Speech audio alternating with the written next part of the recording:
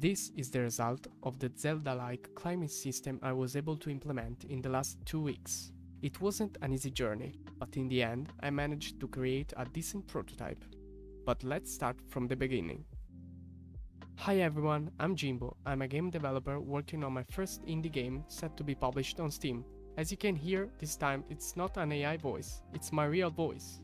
I decided to get a mic for this and the upcoming devlogs. In this episode, our focus is on finding the perfect location for the game and developing engaging mechanics to encourage exploration. As first thing, I wanted to give my game a nice environment.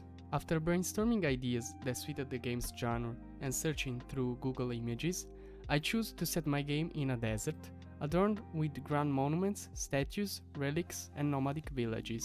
Next, I started implementing one of the things I think gives most the feeling to be in a desert: a basic sandstorm particle effect. I used the Unity's built-in particle system and a free smoke image I found. After tweaking values until I was satisfied, I created a script to spawn the effect randomly near the player. Additional parameters like particle count and size were added later on to bring variety to the effect.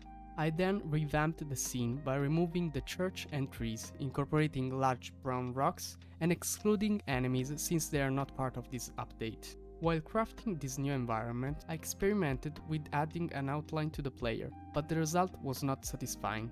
That led me to set the idea aside for now. And now we transition to the main focus of this video: the Zelda-like climbing system. Firstly, I needed the ability to attach the player to vertical surfaces and rotate him in the correct direction.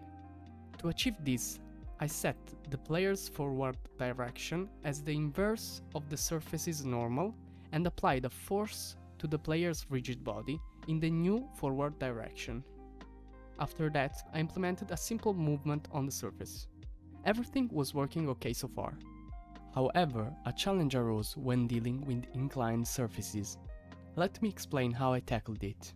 I had to manage two types of movement, concave and convex. For the concave movement, I cast 4 raycasts from the player to the up, down, left and right directions. If the player hit a climbable surface, the normal vector was added to a variable. This variable, containing all the normals, was then averaged to provide a transitioning normal value for adapting the player to the surface. A similar approach was used for convex surfaces, predicting the angle to the new surface using other 4 raycasts that started from a point near the player in the up, down, left and right position to the forward direction of the player. And voila!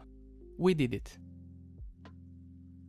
Despite encountering numerous bugs along the way, I eventually got the system to work seamlessly. It was time to implement some animations. I downloaded a climb idle, climb up, and the climb down animations from Mixamo, and I added them in a blind tree to the animator of the player. I couldn't find animation to handle the horizontal movement anywhere, so I thought I could just edit the idle animation in Unity, but apparently I discovered that humanoid animations can't be edited directly in the engine. You need an external software. The time was arrived. I had to download Blender.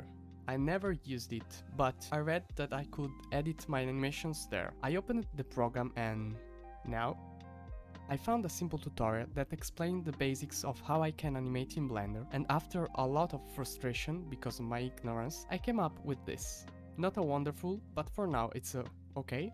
Another feature I introduced related to the climb system was the zoom in out based on the state of the player. For instance, when climbing, the camera zooms out, enhancing visibility. Not super fancy, but it's working, and I'll polish it later in the development process.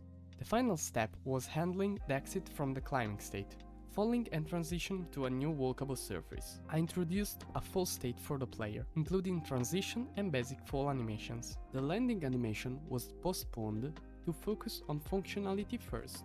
After debugging peculiar behaviors, I successfully managed to implement a system that is triggered when the player is moving down and press a specific button. Additionally, I addressed reaching new surfaces. By casting a ray down forward from a start position that is in front and above the player, I identified walkable surfaces nearly parallel to the horizontal plane, allowing the player to move on them. This movement was accompanied by an animation, marking the completion of this climbing system, at least for now.